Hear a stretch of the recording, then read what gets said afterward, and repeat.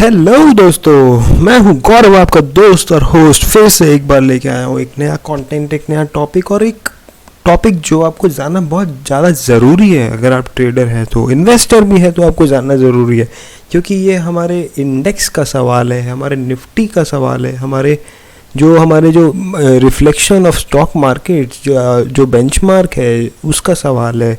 तो आज इसी को लेके हमारा आज का टॉपिक है और आप देखते रहिएगा पूरा वीडियो कि हम आज क्यों बनाए हैं निफ्टी के 10 अनमोल रत्न। ये 10 अनमोल रत्न कौन से हैं, क्या है, पूरा वीडियो देखिएगा तब आपको पता चलेगा। जानने के लिए देखते रहिए। देखिए दोस्तों, आपको ये पता होगा कि अभी जो हमारे जो इंडेक्स है, हमारी जो निफ्टी 50 है, वो मेनली कुछ स्टॉक्स के ज़्यादा के ऊपर निर्भर करती है। आपको बीच में खबर भी आई होगी कि हमारे जो इंडेक्स है उसमें मैनिपुलेशन चलता है, या वो 3-4 स्टॉक्स ही या ब्लू चिप स्टॉक्स ही चलते हैं, बस बाकी और चलता नहीं, जिसके कारण इंडेक्स भाग रहा है। पर लोगों को पता नहीं कि ये स्टॉक्स है कौन से, या ये कैसे इन्फ्लुएंस करते हैं, या क्या है मामला, पूरा मामला क्या है, वो हम आज आपको इस वीडियो में क्लियर करना चाहते हैं। देखिए क्या है माजरा, वो हम पूरा देख लेते हैं। अगर आप ध्यान से देखेंगे, अगर आप बाज़ार में नए नए हैं तो आपको ये मैं बता दूं कि निफ्टी 50 इंडेक्स होती क्या है। देखिए वो इंडेक्स एक ऐसी है कि वो 50 कंपनी के मिला के, एक वेल डाइवर्सिफाइड 50 कंपनी को मिला के वो एक कॉम्पोजिशन बनती है, जिसमें अलग अलग वेटेज है हर कंपनी का, और कुछ सिलेक्टेड क्राइटेरिया जो है वो एनएससी एक्सचेंज के द्वारा होती है। उनमें कुछ प्रोमिनेंट लोग उनको एक जो क्राइटेरिया उन्होंने सेट किया कि इस 50 इंडेक्स में कौन सी, निफ्टी 50 इंडेक्स में कौन सी 50 कंपनियां होंगी, और उसके हिसाब से वो इंडेक्स में इंक्लूड होती है। पर उससे हमारा आज 10 अनमोल रत्न का कहने का क्या चाहते हैं वो हम आपको बताना चाहते हैं। देखिए इसमें हम ये कहना चाहते हैं कि जो 10 स्टॉक्स हैं वो इन्फ्लुएंस करती है निफ्टी की चाल। अगर आप डे टू डे में ट्रेडिंग करते हैं, अगर आपको निफ्टी इंडेक्स में आप मंथली या वीकली अपना ऑप्शंस ट्रेडिंग करते हैं, या फ्यूचर्स ट्रेडिंग करते हैं, या निफ्टी इंडेक्स की डायरेक्शन के हिसाब से स्टॉक्स में ट्रेडिंग करते हैं, या इन्वेस्टिंग भी करते हैं, तो आपको ये पता होना चाहिए कि इसमें वेटेज किसका सबसे ज़्यादा है। इस 50 कंपनी में, 50 कंपनीज में कौन से सेक्टर का वेटेज ज़्यादा है। अगर आपको ये नहीं पता होगा तो आप अपना पोर्टफोलियो जो बनाते हैं इन्वेस्टिंग के लिए, या फिर भी अगर आप ट्रेडिंग भी करते हैं, डे ट्रेडिंग अगर करते हैं या पोजिशनल ट्रेडिंग करते हैं, अगर आपको पता ही नहीं कि ब्रॉडर मार्केट्स की चाल कैसी होने वाली है आने वाले सप्ताह में, या आने वाले दिनों में, या आज का चाल कैसे होने वाला है, कौन सा सेक्टर इन्फ्लुएंस कर रहा है, तो ये आपके लिए बहुत मुश्किल हो जाएगा अगर ट्रेडिंग करना। तो सबसे पहले देखिए आपको पता होना चाहिए कि निफ्टी 50 में कॉम्पोजिशन क्या है, वही चीज़ हम आपको बताना चाहते हैं। देखिए निफ्टी 50 की जो इंडेक्स है वो 1996 में उसकी लॉन्च हुई थी, और उसके बाद जो बेस डेट माना गया वो 1995 का लिया गया है। जो जब शुरू हुई थी निफ्टी 50 इंडेक्स, तब उसमें उसकी जो बेस वैल्यू थी वो 1000 रखी गई थी, और 1000 रखने के बाद उसके बाद से वो आज 25 साल हो गए हैं, तब से चला जा रहा है। 1000 का आज हो गया निफ्टी 50 इंडेक्स, करीब 11,500 का इंडेक्स चला गया, 12,500 का ऑल टाइम हो गया, ऑल टाइम हाई हो गया। यानी 25 साल में आप समझ लीजिए नहीं भी तो 11 गुना से 12 गुना हो गया, जो काफ़ी बढ़िया रिटर्न माना जाता है अगर आप देखा जाए तो ओवरऑल। तो हम आपको क्यों बताना चाहते हैं, देखिए आप अपने स्क्रीन पर देख रहे होंगे कि यहाँ पे आपका sector representation left hand side of the column में देखेंगे तो फाइनेंशियल सर्विसेज का जो वेटेज है वो 35% है। 35% जो वेटेज है वो फाइनेंशियल सर्विसेज का है। जो ऑयल एंड गैस का है, ऑयल एंड गैस का देखिए आपको सिर्फ और सिर्फ 15%, 14.76% है, ये सेकंड नंबर पे आती है। तो फर्स्ट आती है financial services, second oil and gas, और फिर थर्ड में आती है आईटी। लोग समझते हैं कि आईटी जो इंफॉर्मेशन टेक्नोलॉजी है वो थर्ड में, सेकंड में आती है, लेकिन आती है वो थर्ड में। तो टॉप 3 के जो सेक्टर्स हमारे इकोनॉमी में, हमारे जो निफ्टी 50 के हैं, वो है financial services, oil and gas and IT. अब मैं आपको क्यों बता रहा हूँ ये बात, देखिए आप अगर टॉप कॉन्स्टिट्यूएंट्स बाय वेटेज देखेंगे अपने right hand side of the screen के ऊपर, आप देखिएगा कि सबसे पहली तो जो है रिलायंस इंडस्ट्रीज़ की है, जो अभी सबसे बड़ा मेगा जो स्टॉक चल रहा है ऑयल एंड गैस जो आप देखें अभी, उसका उसी सेक्टर का रिलायंस इंडस्ट्रीज, उसका वेटेज है 12.5%, 12.45%। तो वो डिटेक्ट करती है निफ्टी की ट्रेंड। तो अभी आपने देखा होगा कि जैसे कि एजीएम, रिलायंस की जो एजीएम हुई थी हाल ही में पिछले हफ्ते से ज़्यादा हो गया टाइम, 10 दिन हो गया होगा लगभग। तो उसमें देखिएगा जो रिलायंस की एजीएम में जो रनअप थी, जो जियो के एक्विजिशंस की खबरें आ रही थी पिछले 3 महीने से लॉकडाउन के दौरान, उसके कारण जो रिलायंस में रन अप हुआ, तो देखिए वही कारण है निफ्टी का भी वापस ऊपर उठने का जो कारण है। ग्लोबल मार्केट्स तो है ही, ग्लोबल मार्केट्स में भी रैली और रिकवरी बहुत तेज़ी हुई है, वो तो एक फैक्टर है ही, लेकिन आपको देखिए रिलायंस इंडस्ट्रीज़ भी एक महत्वपूर्ण रोल निभाया है निफ्टी 50 को ऊपर लाने में।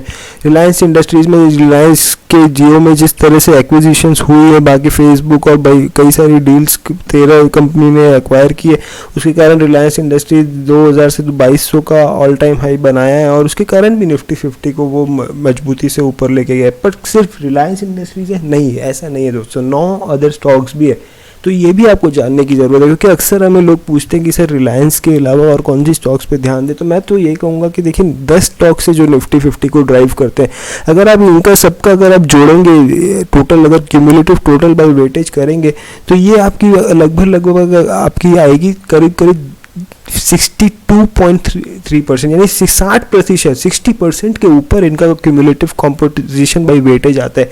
सेकंड आता है रिलायंस इंडस्ट्रीज के बाद HDFC बैंक। देखिए HDFC बैंक नेक्स्ट में आता है, क्योंकि वो बैंकिंग कहा जाता है कि वो सेक्टर इकोनॉमी को रिफ्लेक्ट करती है, क्योंकि बिना बैंक की कोई भी इकोनॉमी चल नहीं सकती, कैपिटल की ज़रूरत होती है हर इकोनॉमी को, और वो कैपिटल बैंक्स प्रोवाइड करते हैं, तो वो बैंकिंग जो है वो एक इकोनॉमी की हार्ट मानी जाती है। और जो HDFC बैंक जो सबसे अच्छा प्राइवेट सेक्टर बैंक माना जाता है हमारे देश में, वो उसका जो वेटेज है वो 10.65% है रिलायंस इंडस्ट्रीज के बाद। तो ये दोनों मिला के आप देखिएगा, अगर जोड़िएगा तो ये 23%, यानी 1/4% तो इंडेक्स में इन दोनों की वजह से इंडेक्स ऊपर आ गया है। थर्ड अगर आप देखेंगे तो HDFC ग्रुप की जो NBFC फर्म डिवीजन है, डिवीजन नहीं, ये तो अलग ही कंपनी है, तो इसकी जो वेटेज है वो 7% है, 6.9 है, लगभग 7% हो गई इसकी वेटेज। तो 23 + 7 30%, यानी 1/3% तो खाली ये 3 कंपनी ले जाती है निफ्टी में। तो चौथी अगर देखेंगे तो इन्फोसिस है, वो 6.21, तो 4 कंपनी मिला के आपको 36 से 37% ले गई है अभी तक, आपको बता दूं।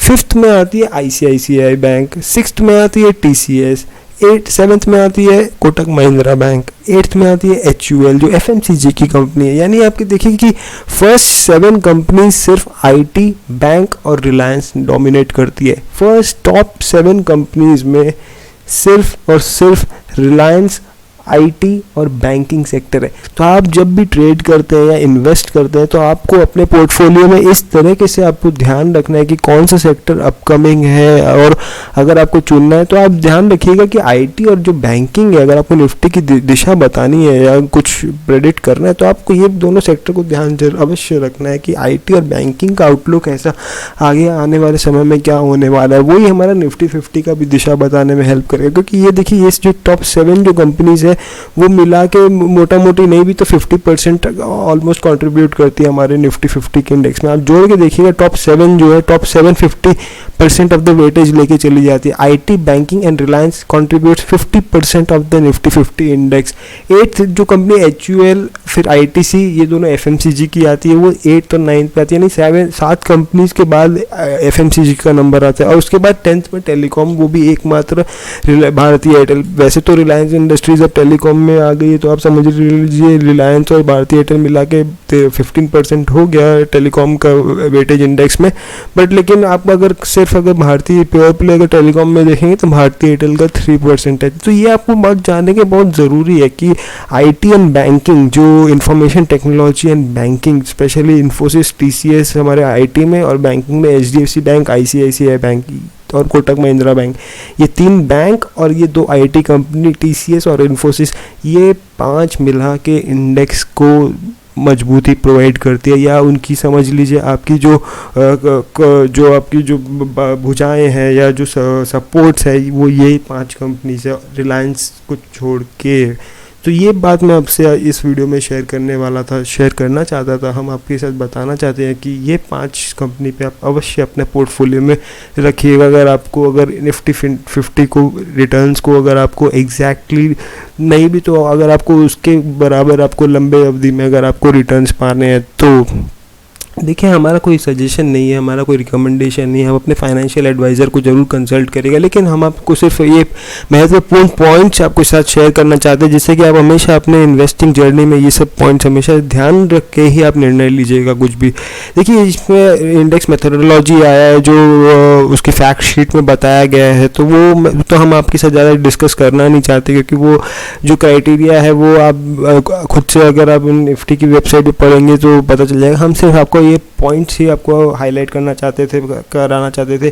जो इंडेक्स की जो रीबैलेंसिंग होती है कि कौन सी स्टॉक निकलेगी कौन सी स्टॉक जाएगी, तो वो सेमी एनुअल बेसिस में होती है, यानी 6 महीना बाद, हर 6 महीना बाद ये रिव्यू किया जाता है कि कौन सी स्टॉक में अंदर आएगी कौन सी स्टॉक बाहर जाएगी। 31 जुलाई जो आने वाली है, जो कट ऑफ डेट, जैसे कि अभी वापस अभी एक चेंज होने वाली है, और उसके बाद कोई स्टॉक जैसे कि वेदांता जाएगा, और यहाँ पे HDFC लाइफ अंदर आने की बात चल रही है अभी नया 1 अगस्त से। तो ये भी एक क्राइटेरिया है। 31 जनवरी जो आपके विंटर्स में होते हैं, और जो समर्स का टाइम है, कट ऑफ डेट है वो जुलाई 31 है। आप देख रहे होंगे अपनी स्क्रीन के सामने ये वाली जो डेट दी हुई है, दिख रहा होगा दोस्तों, है ना आपको? हाँ, तो इंडेक्स गवर्नेंस जो है वो एक प्रोफेशनल टीम मैनेज करती है और NSE के द्वारा जो है आपको। और अगला मैं बताना चाहता हूँ, देखिए की इंडिसेस खाली निफ्टी 50 तो है, निफ्टी 50 के जो छोटे भाई बहन हैं वो कौन से हैं वो भी आपको जानने के बहुत ज़रूरी है। देखिए निफ्टी 50 तो है जो ब्रॉडर मार्केट को दिखलाती है, पहचानते हैं, हमें रूबरू करवाती है। अगली जो है निफ्टी नेक्स्ट 50 भी है, निफ्टी 100 है, निफ्टी 200 है, निफ्टी 500 है। तो ये सब भी इंडेक्स है। ये भले इतनी लिक्विड नहीं है या उतना ट्रैक नहीं करते, लेकिन आपको ये इंडेक्स भी जानने में हेल्प करती है कि भाई कौन सी कंपनीज अगली जो निफ्टी 50 के बाद कौन सी कंपनीज है जिसमें हमें थोड़ा अटेंशन पे करना चाहिए, जिससे कि हम अपने पोर्टफोलियो में अगर किसी को अगर अच्छी स्टॉक है तो हम उसको इंक्लूड कर सकते हैं, तो वो भी आपको एक मदद हेल्प मिलता है। देखिए इंडेक्स जो है बहुत बढ़िया फैक्टर है या बहुत बढ़िया आप इंडिकेटर है जिससे आप स्टॉक सिलेक्शन अपने पोर्टफोलियो के लिए कर सकते हैं। Other than fundamental technical analysis तो हम करते हैं, पर ये भी एक फैक्टर रहता है कि जो मार्केट में जो चल रहा है, जो जिसमें बड़े निवेशक या जो हमारे जो एक्सचेंजेस या जो हमारे जो रेगुलेटर्स या जो हमारी जो गवर्नमेंट है वो किस सेक्टर पे ध्यान दे रही है, उसी के अकॉर्डिंग भी एक तो कॉम्पोजिशन बनाया जाता है। सेक्टरल इंडिसेस भी है, जैसे Nifty bank, Nifty IIT, Nifty PSU bank, Nifty FMCG, ऐसे करके। थीमेटिक इंडिसेस है, Nifty CPSE, Nifty commodities, Nifty energy, Nifty शरिया, Nifty 100 liquid 50, Nifty infrastructure, Nifty corporate group. ऐसी स्ट्रैटेजी इंडिसेस है, इक्वल वेटेज वाली है, एक तो निफ्टी 50 PR इन्वर्स है, तो ऐसे करके। और फिक्स्ड इनकम के लिए अलग है, जैसे कि Nifty 10 year benchmark government securities हो गई, निफ्टी 8 से 13 साल की जो गवर्नमेंट सिक्योरिटीज़ का, वैसे उस हिसाब से कई सारी ये भी इंडिसेस हैं। तो देखिए अगर आपको इन सब की बातों का ध्यान रहेगा तो हमेशा आपको निवेश करने के लिए बहुत मदद मिलेगी। हमारा आज का प्रेजेंटेशन यहीं तक है। और आपको कैसा लगा प्रेजेंटेशन, कैसी लगी हमारी बातें, हमें आप कमेंट सेक्शन में ज़रूर बताइएगा। इससे हमें एक फीडबैक मिलता है, हमें हौसला मिलता है और अपने आप को इम्प्रूव करने का, शेयर करने का और आपसे जुड़ने का। बहुत बहुत धन्यवाद हमारा वीडियो देखने के लिए। Thank you.